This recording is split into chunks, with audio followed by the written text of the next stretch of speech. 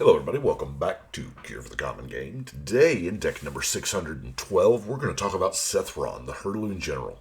We finally have a Minotaur Commander. We've had a couple in the past, but this is actually a good one. For 5 mana, we get a 4/4, Minotaur Warrior. When Sethron or another non-token Minotaur enters the battlefield, you get a Minotaur token.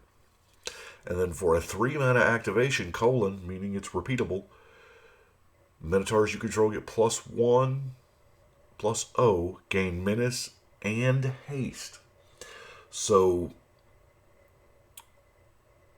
this is outstanding. It is way, way better than, there's no hype around this. There wasn't ever, in Jumpstart, everybody was all Bruvac and Emil, but I've had a chance to play Sethron a couple of times, and I am telling you what, when all your creatures are buy one, get one free, and then you have a Anthem/Evasion ability on your commander, whoa. So let's get into it. The very first cards the very first card I sleeved up was, of course, the Didgeridoo.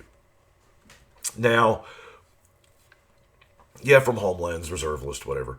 It's not that expensive yet, but it probably will be. This is kind of a card that we're like, do we need it? I mean, if you're building the Minotaur deck and you don't have it, you may not even need it because, yeah, it can come out early, but it costs 3 to do. And to be honest with you, most of your Minotaurs are about 3, so you're saving colors or whatever. We can, I love Didgeridoo a lot for shapeshifters, things like that. But anyway, to help with Sethron's ability and Didgeridoo's ability, I put in a Heartstone to reduce that cost down. So now they both just cost 2 to activate. I don't really have anything to get them further down than 2. In my experience, getting the 2 of those together is just fine. But then, like the Minotaur tribal stuff, starting with the old stuff, the Anima Spirit Crafter. Homelands was the first set that really gave us some Minotaur, support. And it wasn't a whole lot. 4 mana, 1/3. Yeah. Gave us Anima Ancestor, which we could tap to give a Minotaur +1.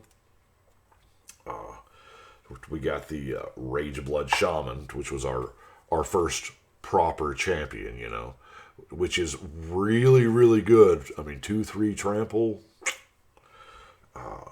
Ragemonger, making all of the Minotaur spells cost red-black less. It's kind of a throwback to that Edgewalker, the cleric version. Fellhide Petrifier, they're going to gain Death Touch. Now they got Death Touch and Trample. That is chef's kiss. That's living the dream. We have Neheb the Worthy, giving them First Strike to go with their Trample and their Death Touch. Yeah. Oh, and another +2. So, before we get into the actual Minotaurs, let's do our ramp like we do. We have a Soul Ring, the Talisman of Indulgence, Rakdos Locket, Cluestone, Key Rune, and Signet, all of the Rakdos ramp, of course. And then our Bonder's Ornament is, of course, going to bridge us into our card draw. Now, normal stuff you would think of: Read the Bones, Thrill of Possibility, Tormenting Voice, a lot at the stage. But I want to talk about greed for a second. Now, I come from a time where that new card from that new set, Ice Age, came out, and Necropotence. And Necropotence was not immediately loved. It took a while for everyone to realize it was busted. But it did do one thing instantly, and that was outclass greed. And I just have kind of ignored greed all this time. Yeah, it's in a couple of decks where you pay life decks or life loss decks, whatever. But as far as just a card draw ability, I've always kind of overlooked it because I've thought, well, Necro's better. Well, you know what? Necro's better than a ton of cards. And what really grabbed my attention about Greed is I was talking with Danny about Sylvan Library and how I'm not responsible enough to play with Sylvan Library. I'm glad I don't have, 50 Sylvan Libraries, one in every deck, because I will pay that 4 life every time. And then it dawned on me, I'll pay the 4 life, but I won't pay the 2 and a black mana. And I was like, you know what, this is kind of pretty good. So that's what I did. We got one Planeswalker in Angrath, the Minotaur Pirate. Had to, it's Pirate Dad. Just happens to be a Minotaur.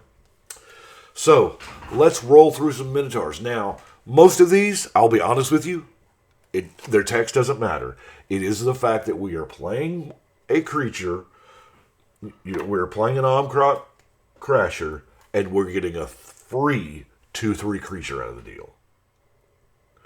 That's outstanding. I mean, just buy one, get one free creatures. Sign me up all day long. We have the Minotaur Sure Shot. We have the Fellhide Spellbinder. That's a wall attack, right?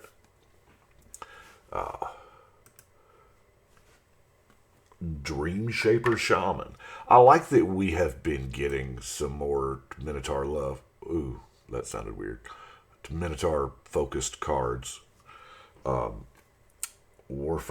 Javelineer, Warchanter of Mogus, Minotaur Skullcleaver. Oh, here's another Kragma Warcaller that was in my Minotaur Tribal cards that I forgot. Just good old plain 2/3 Minotaur. Why not? Nyxborn Marauder, Gnarled Scarhide. Now, this is the deck that really, because your 1-drops that you put in an aggro deck, when you get on turn 8, and you draw them, you're like, Bestow kind of fixed that. But even just being a Minotaur, you're spending 1 mana for a 2/1 and a 2/3. What? Raging Minotaur, Merciless Avalineer, Borderland Minotaur, Fellhide Brawler. These, the MDEFCs, I think is what they're called. I kind of like these. Where it's something on one side and a land on the other.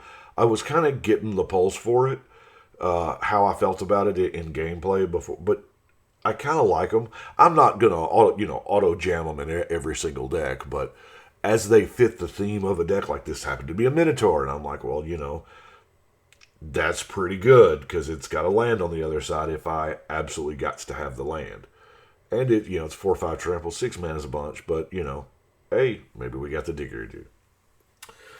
Cursed Minotaur, Soul Reaper of Mogus, Slaughter Priest of Mogus, Kragma Butcher. Like I said, I'm going through these pretty quick because they're in here because they're just Minotaurs, Deathbell Raider. I love that art. Oh my gosh. Lightning Visionary. Emberhorn Minotaur.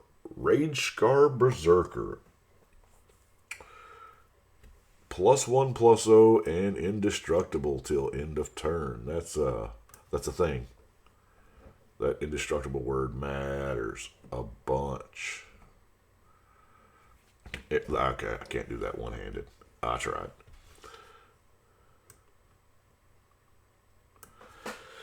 We have a Blood Rage Brawler, Pensive Minotaur, Shatterskull Minotaur, and Lord of Shatterskull Pass. Wait a minute. Okay, I just now realized I built this deck, I played it, I listed it, and I just now realized at this moment I don't have a good old-fashioned Hurloon Minotaur in there. I even went so far as to put the Portal one, but I don't have... Man, I got to fix that. I don't know that I can have a Minotaur deck without the original first Minotaur ever. That bothers me. Anyway, keep going, Brian. Don't get tilted. On to the non-creature stuff. The flurry of horns. Yeah, you're not going to get the free Minotaur. This is kind of expensive. 5 mana for 2, especially when we're getting free tokens, for what we do. But it was on theme. I kind of had to put it in there. Running the Angrass Fury, more so because it searches out the Angrass. Now, I actually thought this time to actually put both cards in the deck. I didn't realize it when way back when I did the Chandra deck. I have the search card and not the actual walkers. So, yeah. Anyway, Infuriate, there again, it's in there. There's a Minotaur on the art. It's kind of a giant growth. Actually, this is I like it. It's close enough to giant growth for me in red. I know the brute force is a thing. Molten Echoes, choose a creature type. Yes, obviously there are a ton of cards that would be amazing in here. The Coat of Arms, the Door Destinies, all of those type things. The Artifact Champions and whatnot. Yeah, all good, all awesome. If you got them, run them. Ravager's Mace, here again. Minotaur in the art. That's party, we're not gonna, it's just gonna have +1. This may be the slot where I put Hurloon Minotaur in. Yeah.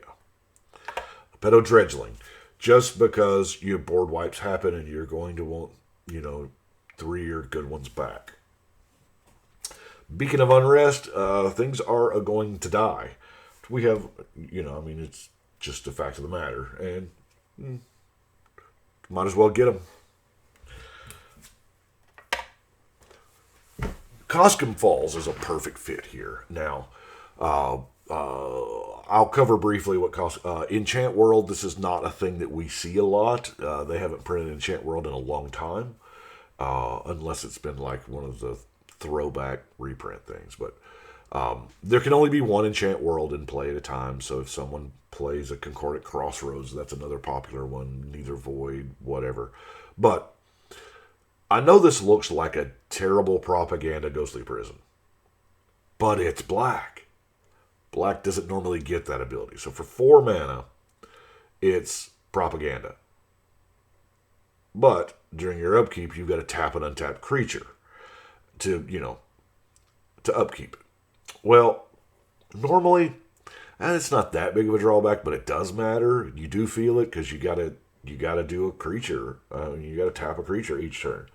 But in this deck, getting free creatures, you can tap one of them tokens. You can tap one of them. Sure, why not?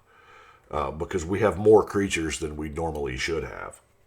So we don't have a problem, paying the upkeep on Coscom Falls.